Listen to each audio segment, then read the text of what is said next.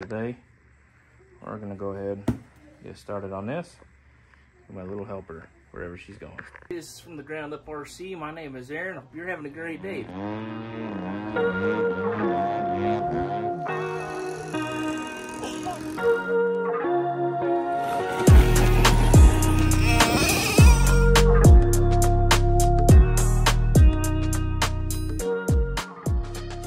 All right, Lila. All right, so this is pretty much how it comes in the box. Here you got your wings. They're in this nice little bag here. We got instructions, stickers. Nobody reads those. We got our tail section here. And then underneath, we got our fuselage, landing gear, rudder. In here, we have our cowl right there. We have wheel pants right there, wrapped up nicely. Side force generators. We have speed controller from Tim. We got all of our extensions, servo horns, stuff of that nature. What do you got, Lila? Yeah, you're coloring a picture. Got our spinner bag with all the hardware in it. So first thing we're gonna do, we're gonna take the stuff out. We're going to hit it with some shrink. So let's get going. All right, so we got it pulled out of the plastic. I like to lay it down on a towel to help keep from scratching if you're working on a hard surface. And even if you get it and it feels tight, you want to take your iron and just double check all your trim pieces, because they can come loose. It just doesn't hurt to just, you know, grab an iron on the lowest heat setting possible and just kind of go over it nice and just lightly. Use an old kid sock and help keep from scratching it too. 2 hours later. So after you get your stuff all shrunk up, it's not a bad idea to get a bottle, get some thin CA, a little pipette, tippet or whatever. Just get a little everywhere you can reach. I think it's a great idea. So I'll go ahead and wrap this up and we'll move on to the next step. All right, so now we got all that done, we're going to hinge these up. They just use a CA hinge.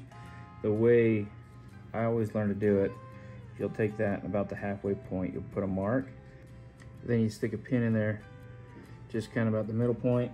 That way when you slide them in here, you'll know I'll mark this, but slide it in here, and the mark is so when you slide your aileron on, you can tell if it turns left or right, but that pin will keep it from going this way. And then pull the pin out, tighten up your aileron, and then we'll put about 2 or 3 drops on each side of the hinge. So we'll put 2 or 3 drops in it this way, flip the wing over to another 2 or 3 drops, and then I'll work the aileron back and forth. All right, after we glue these in, you take your control horn, test fit them in there, and just kind of trace around it a little bit.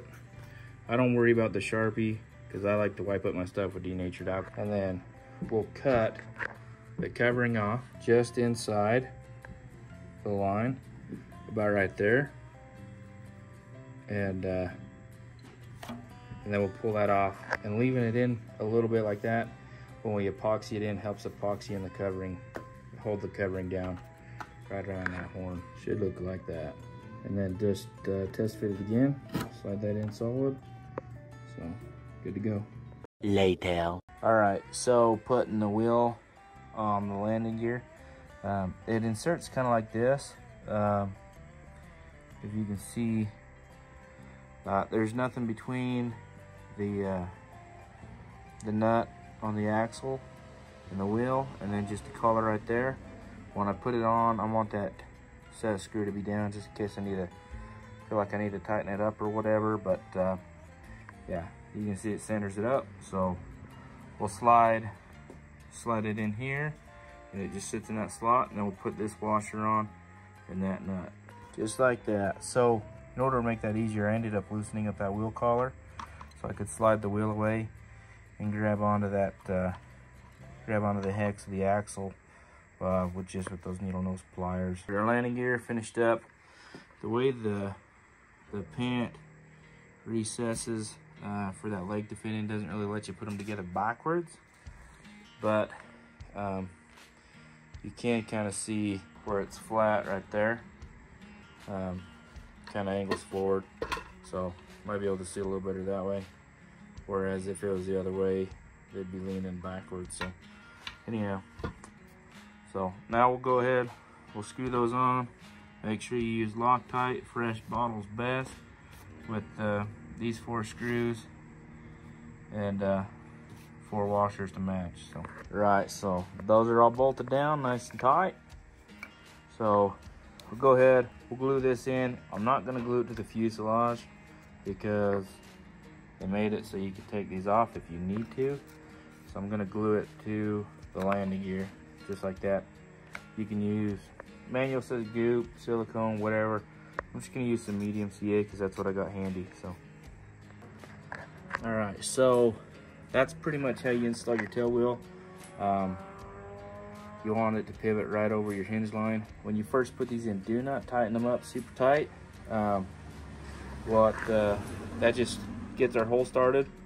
We'll go ahead, we'll pull them back out. Put just a drop of some thin CA down in those holes, and that'll harden them up just like that. So install it, pull it out, thin CA in the hole, put them back in, and then I do the same process with this. Put it in the center of that slot. Don't tighten it down. Yeah. That way it can move freely if it needs to move. Well, there it is in all its glory. Good idea to double check that screw in the back there, make sure it's Loctited. So these are the servos we got. Already put them in the wings. I had to make this hole a little bit longer front and back. It just won't fit in it. Let me know if you guys want to see another episode putting all the electronics in.